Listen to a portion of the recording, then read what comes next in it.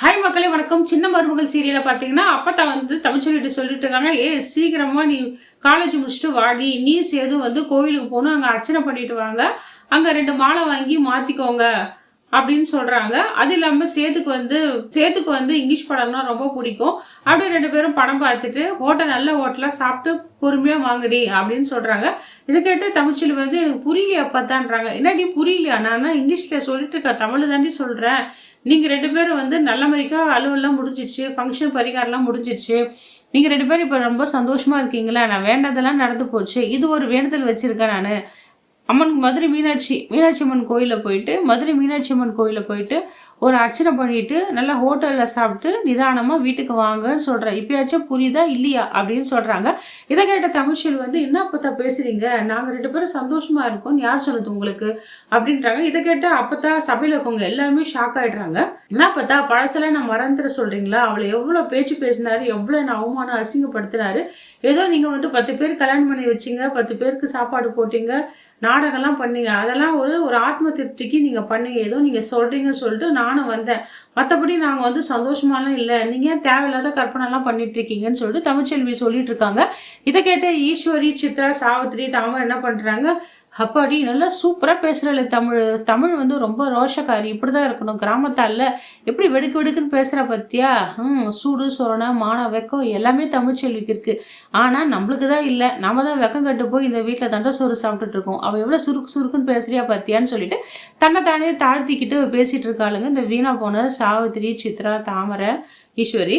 அவளுங்களுக்கு என்ன பண்ணால் எப்படியோ இந்த தமிழ்ச்செல்வி இந்த வீட்டை விட்டு போயிடணும், நம்ம ஜாலியாக இருக்கணும், அந்த சொத்துக்கு வாரிசு இல்லாத போயிடும்ல, எப்படி இருந்தாலும் நம்ம பையனுக்கு தானே போஸுக்கு தானே வரப்போகுதுன்னு ஒரு கேவலமான எண்ணத்தில் வாழ்ந்துட்டு இருக்கா இந்த ஈஸ்வரி.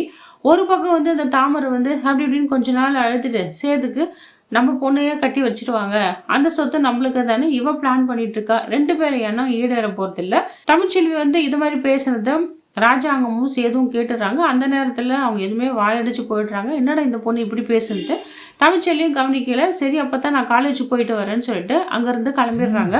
இங்கே சேது, கருப்பு, தனா எல்லாம் பேசிகிட்டு இருக்காங்க. என்னம்மாம்மா அக்காவுக்கு என்னதான் பிரச்சனை தெரியலையே, நீங்கள் சாரி சொன்னீங்களே அப்போ கூட அவங்க மன்னிக்கலையா, என்னதான் நினச்சிட்டு இருக்கா தெரியல, ஏன் இது மாதிரி பேசுகிறானே தெரியல மாமா, பழசெல்லாம் அப்படியே நினச்சிட்டு இருக்கா, அவளை புரிஞ்சிக்கவே முடியல, நானும் தான் எவ்வளோதான் எடுத்து சொல்கிறது, அவள் பிடிவாதமாக முரண்டு பிடிக்கிறாள் மாமா, என்ன பண்ணுறதுன்னு சொல்கிறாங்க.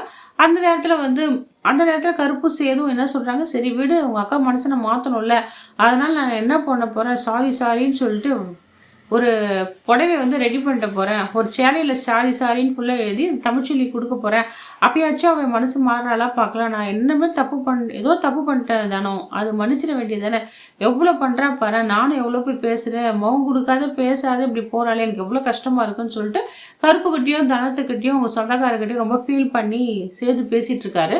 இந்த நேரத்தில் போஸ் என்ன பண்ணுறா, செங்கச்சூரில் வந்து மாமூலாக ஒரு ஆளை வச்சுருக்கான், நான் வேலை செய்கிற மாதிரி ஆட்டிடியூட் பண்ணிட்டேன், என் மாமனார் வந்தோடனே குரல் கொடுன்ட்டு.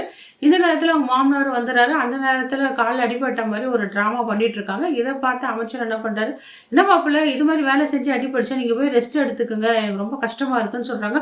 அப்படிலாம் இல்லை மாமா, நான் வேலை செய்கிறேன்னா காவியா வந்து என்னை திட்டுவா, அவளுக்கு பதில் சொல்ல முடியாதுன்னு சொல்கிறாங்க. அதெல்லாம் விடுங்க மாப்பிள்ள, நான் காவியா கிட்ட பேசிக்கிறேன்னு சொல்லிட்டு தன் பொண்ணுக்கு ஃபோன் பண்ணி சொல்கிறாரு, மாப்பிள்ளைக்கு அடிபட்டுச்சுமா செங்கசோழியில், இருந்தாலும் அவர் வேலை பார்க்குறேன்னு சொல்கிறாருமா, நான் என்ன பண்ணுறது, திருந்திட்டாருமா மாப்பிள்ளன்றாங்க.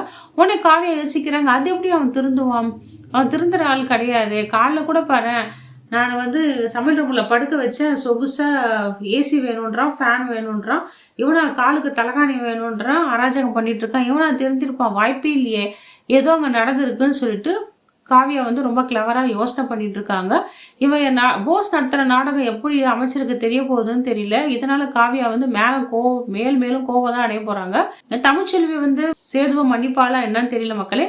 இந்த வீடியோ உங்களுக்கு பிடிச்சிருந்தா லைக் அண்ட் ஷேர் கமெண்ட் பண்ணுங்கள். அடுத்த வர வீடியோவில் உங்களை சந்திக்கிறேன். நன்றி, வணக்கம்.